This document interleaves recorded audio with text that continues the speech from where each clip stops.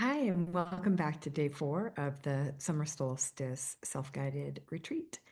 So, I hope you enjoyed your practice yesterday. And today we are going to build on that. So far, we have established a physical posture, we have focused our awareness on the breath, and then eventually on the awareness itself, the gap between any events that occur in the mind. And then today we're going to focus on the qualities. So, in the Tibetan Buddhist tradition, when they speak of qualities, mostly what they're referring to is the qualities of wisdom and compassion. There's a certain amount of confidence in there as well. That's not spoken of as much as the other two, though.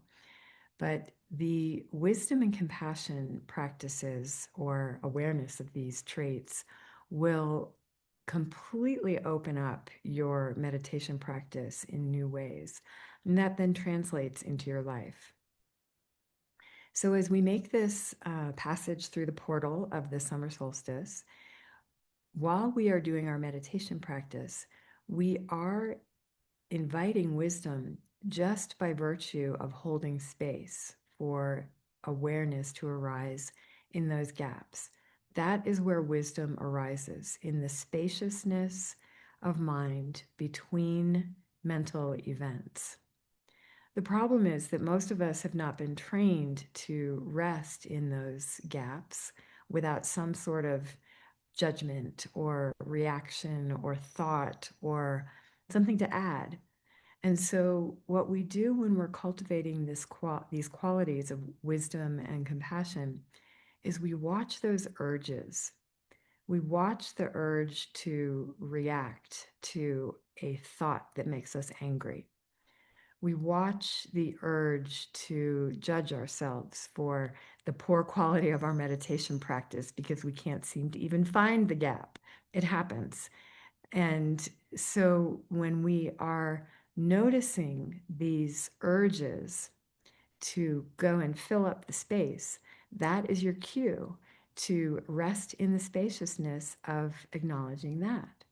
And over time and with practice, this is where wisdom will start to infiltrate. It's like water, it will seep into the little cracks of the rock and eventually break open the whole structure so that the wisdom starts to become more pronounced than the cracks or than the rocks, however that metaphor works. But we practice holding space essentially. And the flip side of this, and I do mean the flip side, it's kind of like two sides of the same coin, is the quality of compassion. Because in order to go through this practice, we have to be compassionate with ourselves because it's hard. It's a very hard thing to do to befriend the mind, to tame the mind, and to learn to bring it under our I want to say control, but that's not quite the right word because this is not a control practice as much as it is a like an internship. Like we're tutoring our mind to stay focused on the task at hand. And we need compassion for that. We would never get angry at our students because they didn't understand something yet. That's why they're here, because they want to learn. And that's why we're here with the meditation practice. We want to learn to befriend our experience in order to grow. And so we need to develop this relationship with ourselves based on compassion. And what then happens is that as we cultivate these two qualities for ourselves in our meditation practice, then they start to extend out into the world. You start to notice that because you can be a little kinder to to yourself about your own experience, then you can maybe extend a little more compassion to somebody else who may be struggling as well.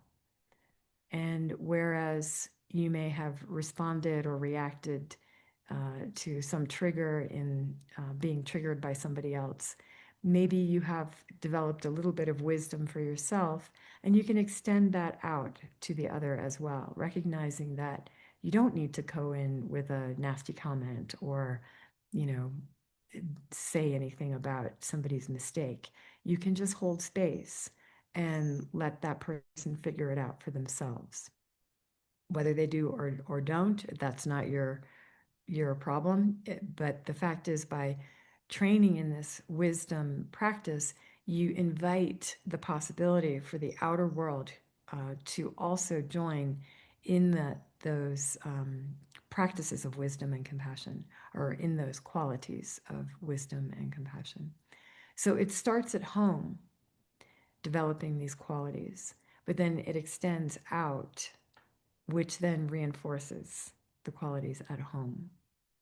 So as you go through your meditation practice, and you may notice the messages you're getting are pointing you in certain directions or not, then you can also start to notice, where might you be inviting a bit more spaciousness for wisdom to dawn?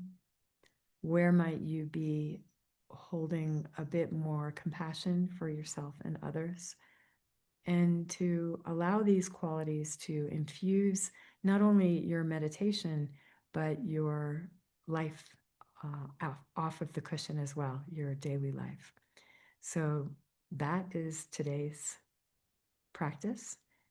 I thank you so much for being here, and I look forward to wrapping things up with you tomorrow for day 5. Take care.